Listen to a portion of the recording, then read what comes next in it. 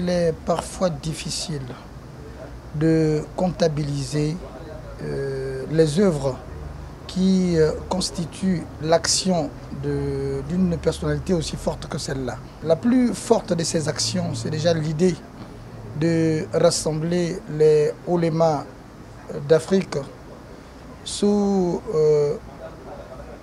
son égide dans un thème bien connu, c'est le thème de la modération et celui du juste milieu et modération à cause de l'image que les uns et les autres ont donnée à notre religion qui est l'islam.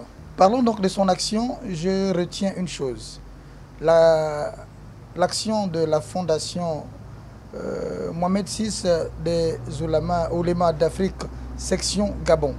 Je pris connaissance de son action et de sa volonté de promouvoir l'islam et de donner valeur aux musulmans à travers cette fondation qui, ici au Gabon, est gérée par l'imam Ismaël Ouseni Ossa, qui, comme par coïncidence, est aussi partisan de cette idéologie, celle de rassembler les musulmans autour d'un concept, le concept et la notion du juste milieu, qui était la notion même sur laquelle, le socle même sur lequel se basait non seulement l'exhortation et l'appel du prophète Mohammed sallallahu alayhi wa sallam vers l'islam, mais c'est le même socle qui était celui des prédécesseurs de Mohammed. Je parle ici des prophètes et des messagers qui sont passés avant.